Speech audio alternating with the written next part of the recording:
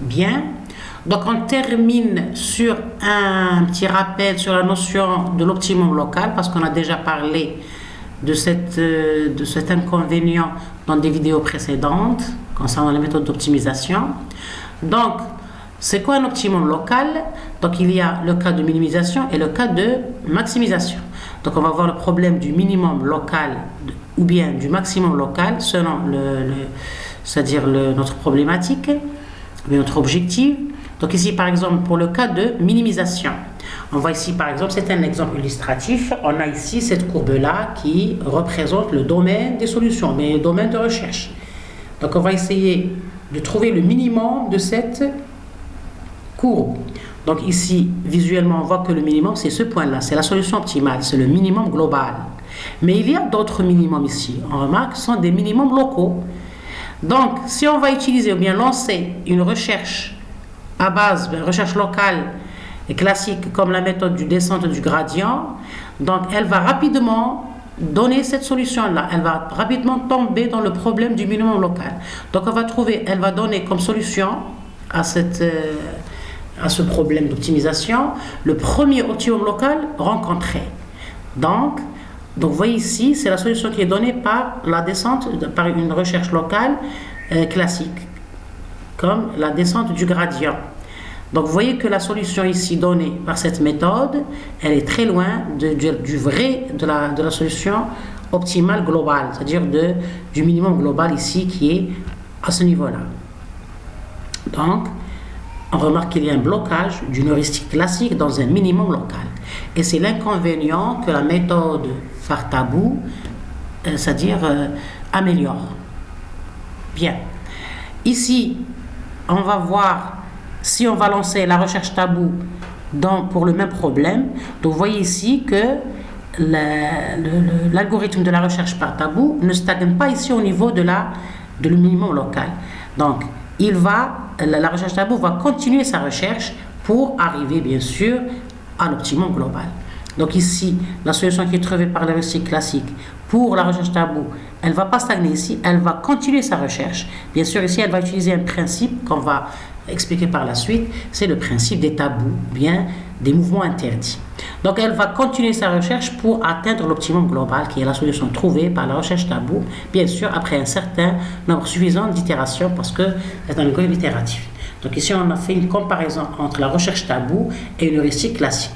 Donc vous voyez que l'amélioration de la recherche tabou, elle est performante car elle nous donne une solution de qualité efficace et même atteindre la solution optimale qui est le minimum global dans le cas d'une minimisation.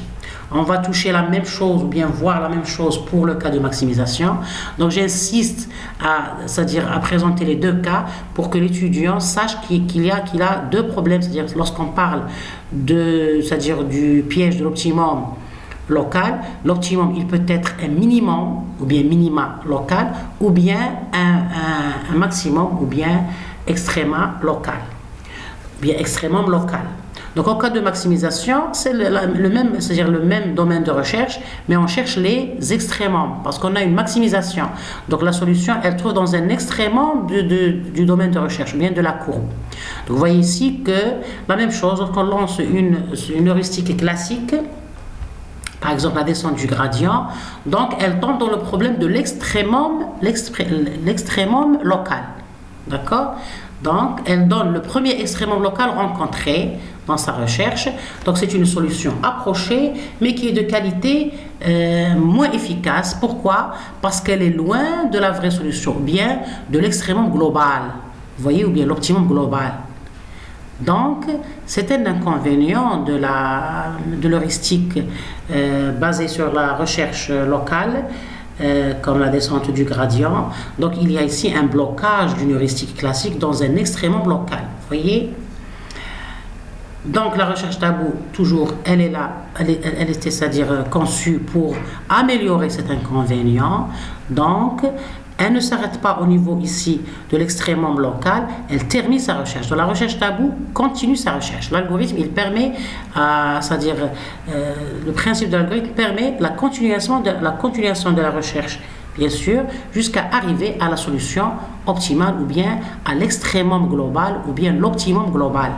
Donc ici, on remarque ici la solution trouvée par la descente du gradient, la heuristique classique, et ici la solution trouvée par la recherche tabou après un nombre suffisant d'itérations. Donc c'est sûr que la solution donnée par la recherche tabou, elle est meilleure. Donc c'est une comparaison entre la recherche tabou et une heuristique classique. Donc vous voyez que dans le cas de l'extrême minimisation, on parle de minima, et en cas d'optimum local qui est le minimum local et le minimum global, et en cas de maximisation, on parle d'extrémum local et d'extrémum global, qui est la solution optimale.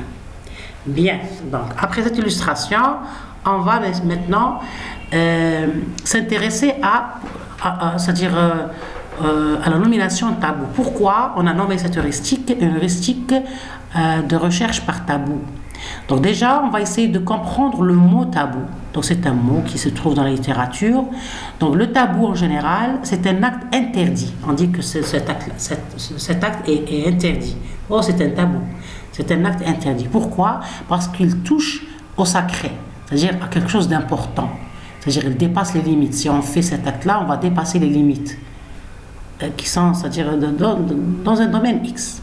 Donc le tabou est un acte interdit parce qu'il touche au sacré, aux choses importantes.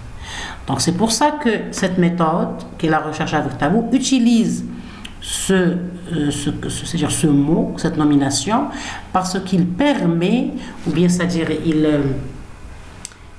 il permet des mouvements interdits pour explorer l'espace de recherche. C'est de ce principe-là que vient la nomination de l'heuristique par heuristique de recherche par tabou. Donc, on a dit que, en général, le principe d'une recherche heuristique, ou bien d'une recherche locale, c'est le fait d'explorer l'espace de recherche point par point.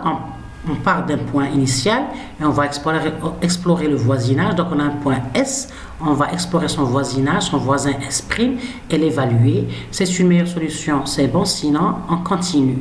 Lorsqu'on trouve une meilleure solution, on s'arrête. Donc, on a dit que l'inconvénient des recherches classiques, c'est l'optimum, c'est le piège de l'optimum local, qui peut être un minima ou bien un extrémum. Donc, la recherche tabou, pour remédier au piège de l'optimum local, elle permet des mouvements interdits. Donc, c'est-à-dire de dépasser les optimums locaux. Donc, on termine la recherche. On ne va pas s'arrêter à l'optimum local, on termine la recherche. C'est ça l'idée globale de cette recherche. C'est pour ça que elle s'appelle recherche avec tabou. Donc elle permet des mouvements interdits pour explorer l'espace de recherche. Comment? Donc bien, on a compris qu'elle permet des interdits. Très bien, mais comment? On va le comprendre tout de suite. Donc le choix du meilleur voisin d'une solution pousse l'algorithme à trouver les optimaux locaux. Et comme l'exploration de l'espace de recherche est effectuée en limitant le voisinage de la solution actuelle, en rendant tabou certains mouvements, l'algorithme doit théoriquement atteindre l'optimum global. Donc ici, on a dit que parmi les améliorations de la recherche tabou, c'est c'est-à-dire elle donne de l'importance au voisinage. Donc elle sélectionne un bon voisinage du point courant. Donc on va explorer ce voisinage et prendre la meilleure solution. Mais cette meilleure solution, elle peut être un minimum local. Et on va stagner à ce niveau-là. Pour ne pas stagner, la recherche locale, le principe de la recherche locale permet de continuer la recherche même si la solution trouvée va être moins bonne que la solution actuelle. Vous voyez? Donc elle accepte la dégradation, mais dans un but d'arriver à l'optimum global. Donc vous voyez? Donc on accepte la dégradation pour arriver à un bon résultat. C'est pour ça qu'on dit que c'est une méthode par tabou. Elle permet des mouvements interdits, c'est-à-dire des mouvements dont la solution, dans l'évaluation de la solution, elle est moins bonne que la solution actuelle. C'est-à-dire la solution actuelle, elle est moins bonne. Par exemple, si on est dans le cas d'une minimisation, normalement, c'est-à-dire le comportement itératif de l'algorithme permet de minimiser la fonction objective pour arriver au minimum global. Donc, dans ce processus, on peut arriver